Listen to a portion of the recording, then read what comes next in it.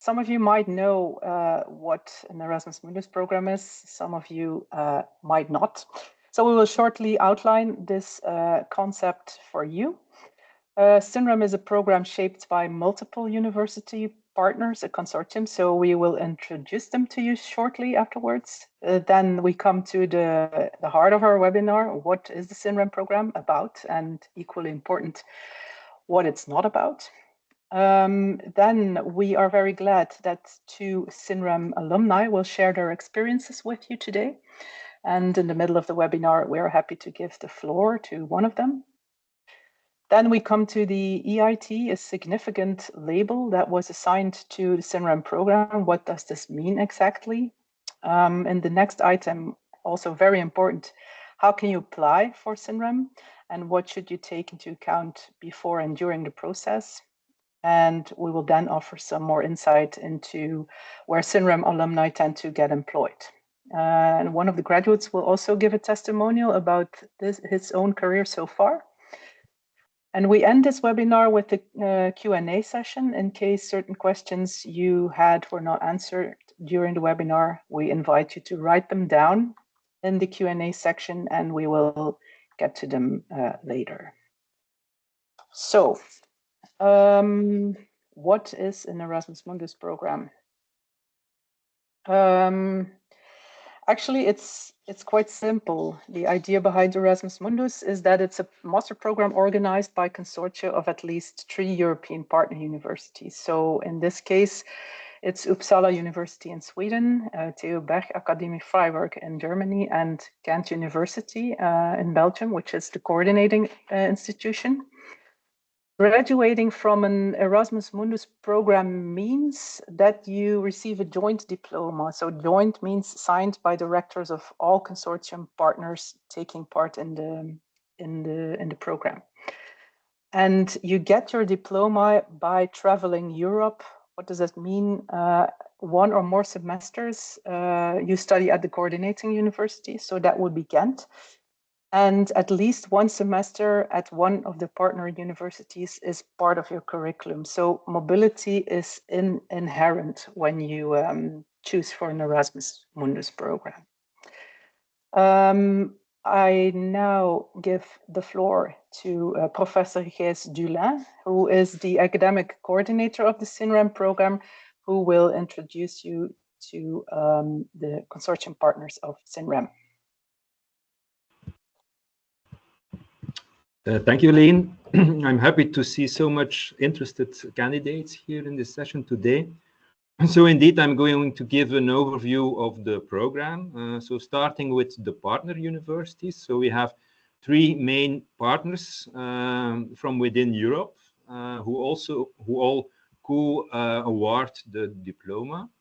And this is Uppsala University, TU Bergakademie Freiburg, and Ghent University. And they all bring in specific expertise in the program. So Uppsala University brings in knowledge on the exploration of rare georesources and on innovation management and entrepreneurship training. So Uppsala is located in Sweden, about 80 kilometers north of Stockholm. Then we have TU Bergakademie Freiburg, which is a university who has a lot of expertise in sustainable and environmentally friendly extraction technologies. So this is previously a mining university located in Eastern Germany, not so far from Berlin. So they're very specialized. It's a very specialized university. And then we have Ghent University, who has the expertise, brings in the expertise on circular economy, environmental science and technology, and recovery of resources from wastes and sustainability assessment tools. Yeah, so as I mentioned already, TU Bergakademie Freiburg is a mining university. Freiburg is a not so big town, very small town, but there was previously a lot of mining in that area of Eastern Germany. And so the university still has a mine, an experimental mine, a below ground mine, where experiments can be done in situ. For example, bioleaching experiments can be done in that experimental mine. Freiburg is also very well known because Some very important chemical elements were discovered there. For example, helium was discovered there, which is an element. Indium was also discovered there, which are elements that are very important in the technologies nowadays. Yeah. Next is Uppsala University. Uppsala University in Sweden is also a very famous university because some very famous scientists were working there, some Nobel Prize winners. And then we moved to Ghent University. Ghent University, which is does not have as much famous scientists as Uppsala University and Freiberg University, but we have also a very highly ranked university, very well known in the field of agricultural sciences, food sciences, and environmental science and technology. And so these are the expertise fields, mainly environmental science and technology, which we bring into the SINReM program. Yeah. Then I will say something about the content and the scope of the program. So I think you are all here because you all want to tackle global problems, problems such as climate change. We are confronted with waste emissions and with increasing population and urbanization. So this results in resource scarcity, and we have problems. More and more problems with the sustainable food supply. Yeah. So there are solutions to that. One thing we could do is we can change the society completely, start from zero and build up a new society where we share more goods, for example. But the issue is that we have a lot of lock-in of individuals because there were a lot of very capital-intensive investments done in the past. So as an alternative, we can move from a linear to a circular economy, a circular supply chain, where we introduce concepts such as industrial symbiosis or urban industrial ecosystems, where the waste of one part of the system becomes a resource for another part of the system. We are also developing smart cities. We think of smart logistics, sustainable buildings, green energy, and green mobility solutions. Yeah. But of course, all of these solutions should be sustainable, and the sustainability focuses on meeting the needs of the present without compromising the ability of future generations to also meet their needs. And this concept is composed of three pillars: economic, environmental, and social, also known as profit, planets, and people. So we have to make sure that when we build solutions, that these are not technically feasible only, but they also, you have to think of environmental, social, and economic impacts. And we also have to take into account that resources at some point are scarce. When we look at technologies, for example, a windmill a few hundred years ago, the amount of materials we needed to build that windmill were relatively limited. We could work with iron, carbon, wood, for example, zinc.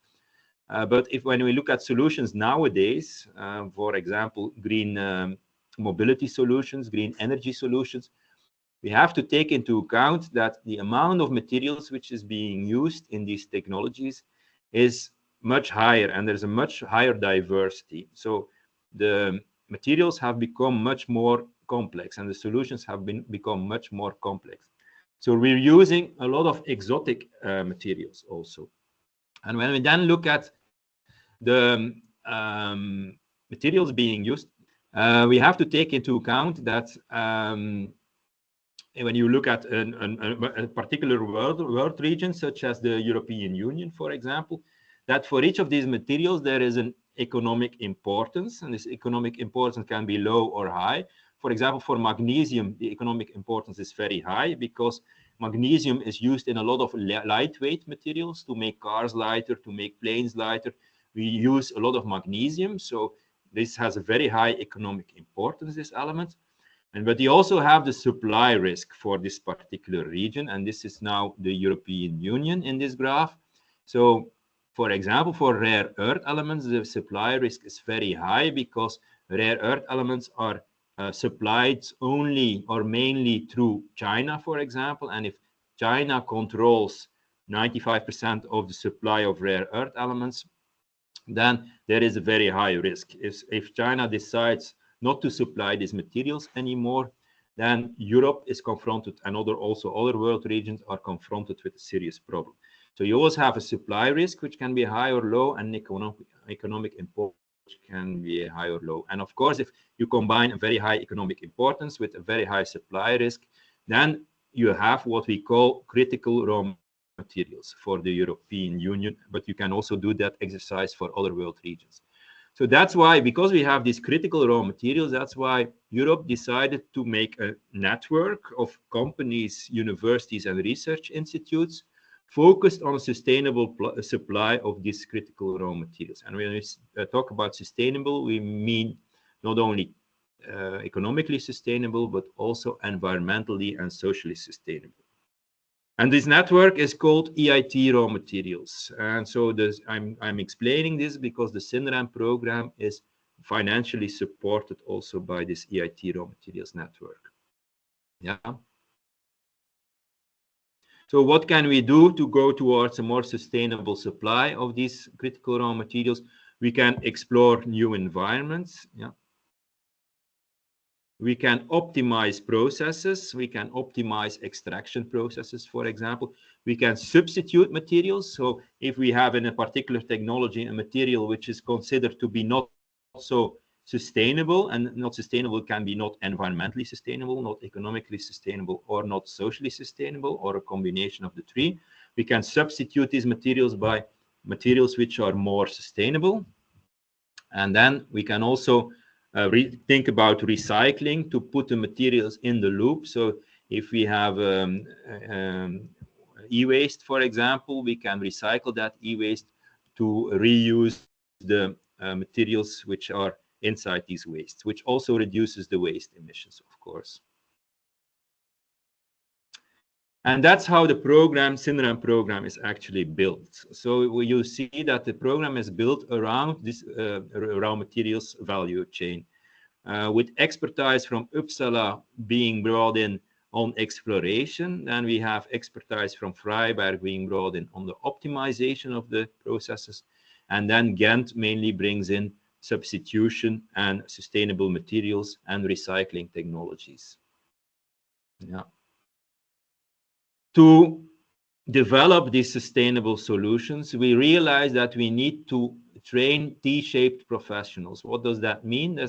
Our graduates should have a broad knowledge and skills on the entire raw materials value chain, combined with deep and specialized knowledge on and skills on particular aspects of this value chain. So a broad view combined with a specialization in a particular field. And that's what we call T-shaped graduates or professionals. This broad view or this broad knowledge is brought into the program by training the students in the first year in all aspects of the raw materials value chain. So students go to Freiberg, go to Uppsala, and go to Ghent. And in Uppsala, for example, they are trained in geo-resource exploration. In Freiberg, they are trained in sustainable processes. In Ghent, they are trained on resource recovery, sustainable materials, circular societies. And then we also have entrepreneurship in Uppsala. So this is all in the first year where we want to train or give the students this broad knowledge and skills. And then in the second year, students can decide to specialize in one of these particular fields. So they have to choose a major on exploration, a major on optimization, a major on resource recovery, recycling technologies. And so they decide to go to Ghent, to go to Freiberg, or to go to Uppsala in the second year. So first year, students move as a cohort from Freiberg over Ghent to Uppsala, back to Freiberg, all together in the first year. In the second year, they have to choose a major where they are being further trained in one particular field, and they also do a master thesis in that particular field. Yeah. So you see that we want to achieve a multidisciplinary cooperation in a global perspective. And that's why we say that we are not a pure mining program, we are not a pure geology program, we are not a pure material sciences program, not an environmental engineering program, also not a chemical engineering program, but we want to stimulate interaction between people having these different backgrounds and learn from that interaction how we can make the entire raw materials value chain more innovative and more sustainable. So that's what we are doing in our recruitment also. We don't want to recruit only environmental engineers, but we want to have a few environmental engineers in our program. And they have to work together with geologists, with mining engineers, with material scientists to develop these sustainable solutions. Yeah. To just illustrate that we have that multidisciplinary cooperation and global perspective, on the left side in this table, you see all the various backgrounds we have recruited in the past years. So students with bachelor degrees or also sometimes master degrees in these different fields. On the right side, you see where the students came from. So you see that this is a global issue we want to tackle. So we are recruiting students from all over the world. So now quickly, how does this look like in practice? So we start with the kickoff in Ghent, and then students move for 3 weeks to a block course on Freiberg, and this is organized September, beginning of October, on chemical principles and sustainable technologies along the raw materials value chain. Then they come to Ghent for a few courses, an economics course, but also a course on recycling technologies, on training in particular tools for sustainability assessment. And then after that, students move to Uppsala, where they focus on mineral exploration, innovation management, and entrepreneurship, and can follow some elective courses. So you see that we are training students first in recycling technology, then in geo-resource exploration. This is not very logical, but it's possible, and it's coming from the practical arrangements. We also, of course, have to take into account practical aspects. And then at the end of the first year, students go back to Freiberg in June, July for 6 weeks or 6-7 weeks to continue the course in Freiberg. Then in the second year, we have a mandatory internship. So all the students have to follow an internship of at least 5 weeks in the non-academic sector.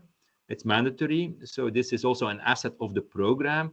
EIT Raw Materials, this network in which we are embedded, requires that also, that every student has an internship. And then we have several majors. We are reorganizing the majors a little bit right now, but the principle is indeed that you have to choose between Ghent, Freiberg, or Uppsala for a major, and then also conduct your master thesis work in line with that major. There's also one online course in Freiberg that organized by Freiberg that can be followed from any of the countries which are involved on financial and sustainability reporting, financial planning and business evaluation. If you want to learn more on the experience of SINReM graduates, I can recommend you to go to the SINReM website, where there is the option also at some point to chat with some of our graduates. So there is some kind of a chat box there. This is organized by EIT Raw Materials, so you can also reach students who graduated from other EIT Raw Materials supported programs through that system. I think this is a good moment in the webinar to give the floor to one of the graduates who actually did the program, the SINReM program. So I would like to invite Agustin Laplana to share his experiences with the audience. Agustin graduated very recently in 2024, to be more precise. So welcome, Agustin. You have the floor. Hello. Good afternoon. So yeah, my name's Agustin, and I was actually shown in the previous slide, so that you know, if you have any questions,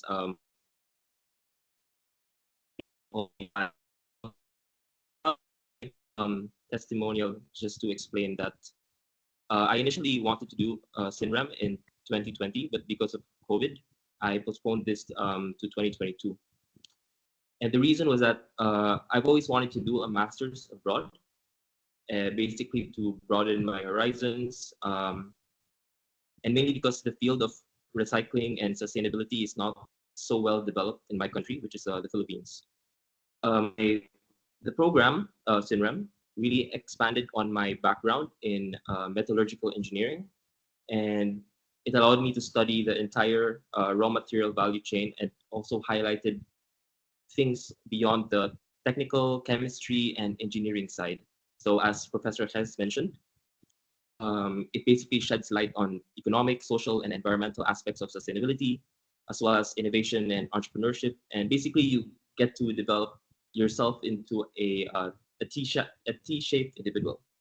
More about my trajectory in the masters is that I majored in sustainable processes, which was in TU Freiburg, and I chose this because I was specifically very interested in the process simulation course, which was offered there, and this basically aligned with my personal research interest in the digitization of industrial and metallurgical processes, such as recycling. So I wanted to specialize in this, so I chose that university for my second year, and I stayed there for the entire second year. That's where I did my internship as well, my thesis, and also I did a 6-month graduate research position in the university. Looking back, I enjoyed the wide range of different topics that we got to cover in the first year, and how we get to specialize in the second year. Even within our specialized majors, people had different electives and different topics for their thesis. This was a really nice thing because we could talk to different, we can talk to our classmates about their own topics, which was even completely different to what we were doing. So the academic part, I think, was, in my opinion, was reasonably challenging and very stimulating. Overall, it involved a lot of group work, which I felt really helped develop a lot of different skills, like in collaboration, leadership, task delegation, time management, open-mindedness. Basically, within these group works, you get to see different perspectives because everyone comes from different countries and different backgrounds. So it's really unique. Yeah, so within the master's thesis, I just want to indicate that I worked on the development of a recycling process for end-of-life electrolyzers. I worked with a company in Dresden.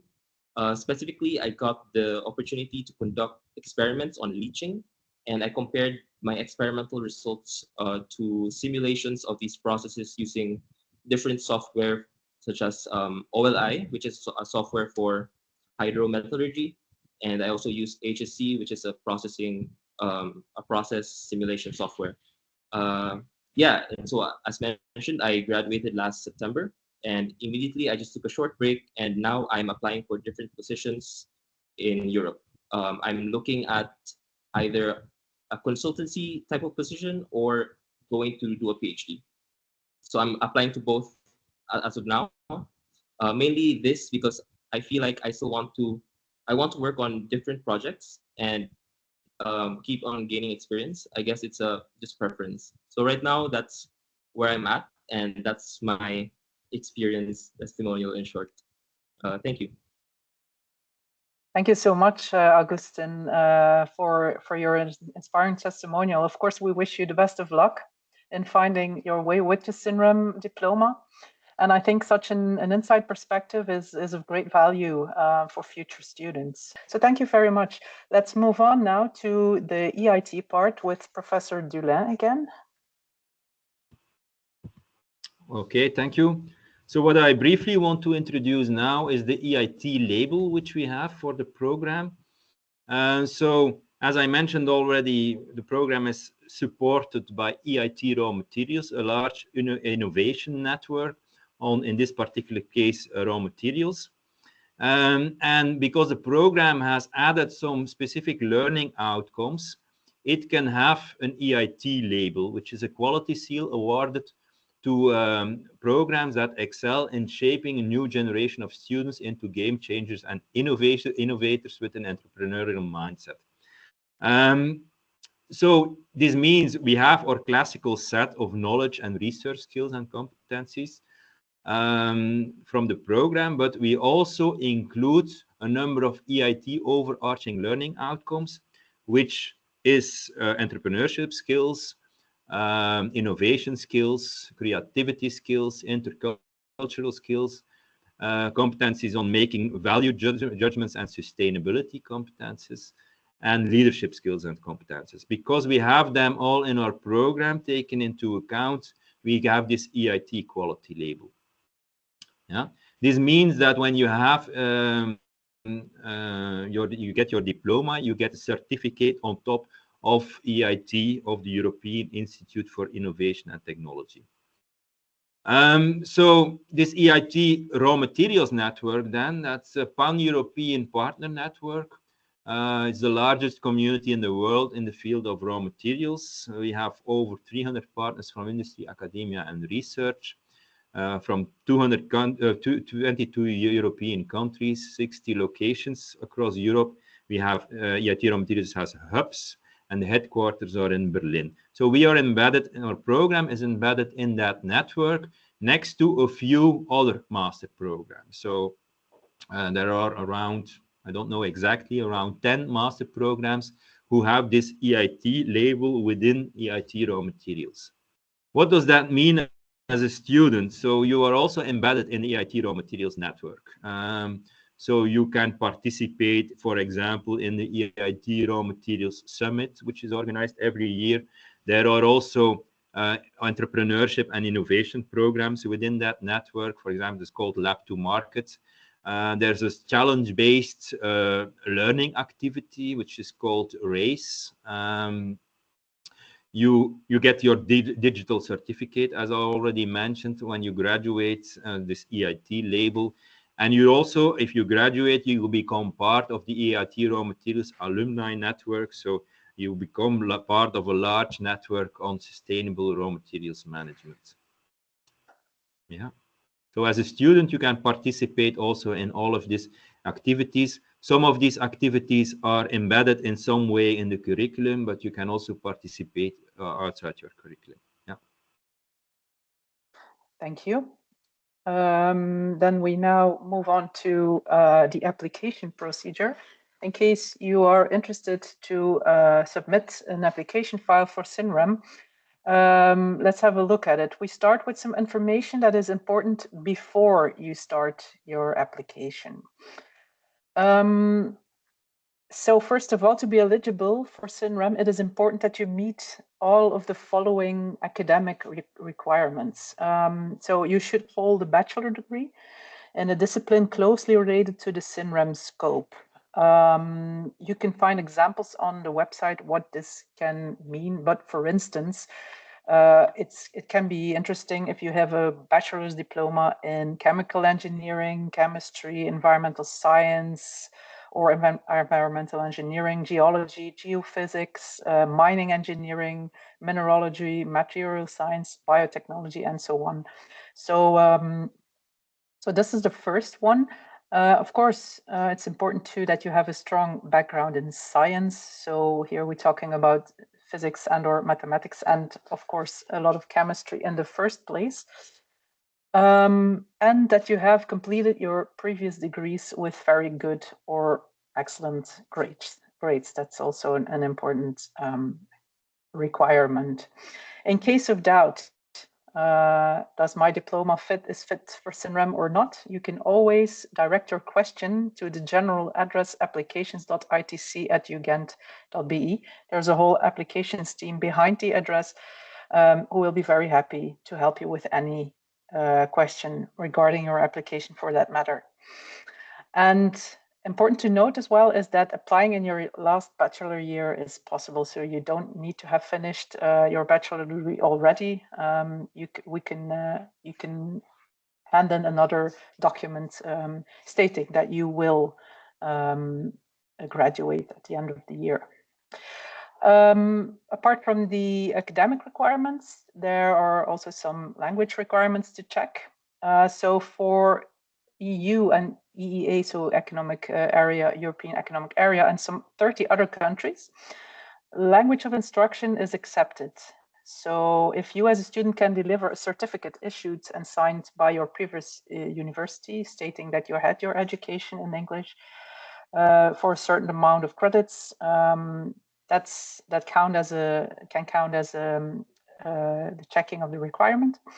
For other nationals from other countries, should hand in an English language test certificate, and here you can see on the list which certificates that are accepted. So TOEFL, internet-based, paper-based, IELTS, and Cambridge, and there you can see the scores that are required. You can also find this information on SINReM.eu, of course. Then, before you start, also very important to consider the funding. Let me give you some idea up front about the cost of living in general. So it's best to calculate 1,000 euros a month on average for everything, including housing, food, clothing, health, leisure, and local mobility. Tuition fee for SINReM is 6,000 and 12,000 euros respectively for EEA countries and non-EEA countries.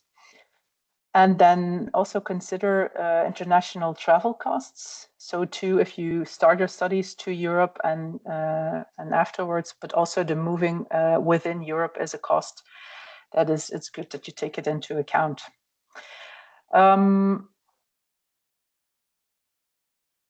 We have already spoken a lot about EIT. The good news is that EIT, the EIT label comes with scholarships. They're called AFSA scholarships.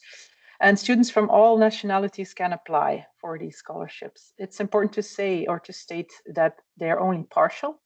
So they're up to 15,000 euros for all nationalities. And this is meant for the total of 2 years.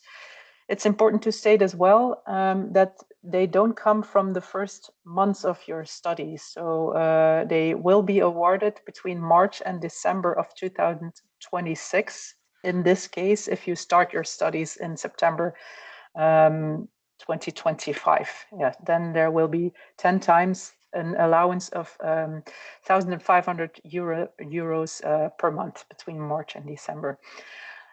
Not part of the EIT AFSA scholarship is the tuition fee, but the good news is that you can get partial waivers.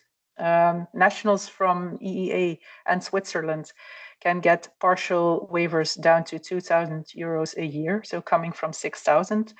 And other countries, so non-EU, not Switzerland, can apply for a partial tuition fee waiver down to 4,000 euros, but only for the second year. And the condition is that all courses have been successfully passed during the first year. So this is to give you an idea about the AFSA scholarship. But of course, there are also other options to fund your SINReM students. We always advise students to look for funding opportunities in their home countries or at international bodies. If you would like to get some inspiration for this, we would recommend you to go to the itc.ugent.be program website, sorry. In the master program section, you can see a lot of bodies, international bodies mentioned that have been awarding scholarships over the past 10 years, let's say. It could be a good starting point to get some inspiration. And just to give you an idea, you find on this slide a table with scholarships and respective countries with which students came to the SINReM program and financed their studies. So you can see Turkey, Tanzania, Kazakhstan, Colombia, Azerbaijan, Japan, Ghana, Philippines, Mexico, Nigeria. So people from all over the world have been very creative in finding ways to finance their studies. If you decide to start the application, it's on an online platform of the UGent environment. It's called Oasis. Here you can see a list of documents you will need during the application. You don't need to fulfill this all at once. You have to make sure that they're all there before you submit, but you can do this in stages. So, of course, the bachelor or the master degree you obtained, or your graduation statement in case you are applying in your last bachelor year, is a very important document. Of course, your transcript of records, your English language certificate, or your medium of instruction certificate that I talked about earlier. Then, very important, is a motivation letter that you should add. And a case of academic admission, once you know that you are admitted, we will ask you to send in your legalized documents or of the academic credentials.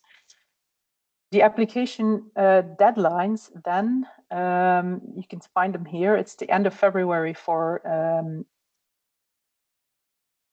non-EEA and non-Swiss students, and students from EEA and Swiss country have the opportunity to apply until the end of May. The start of the academic year, there's only one intake for the SINReM program, is in September 2025. And then to close this section about application, we would like to give you some tips. What could make an application into a good application?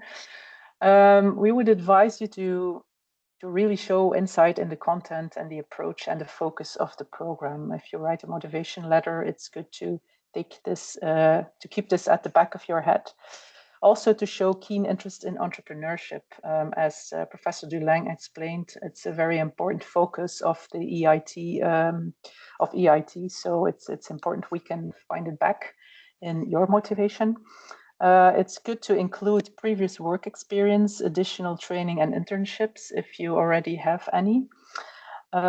Also important to show relevance of the program to what your personal future ambitions are.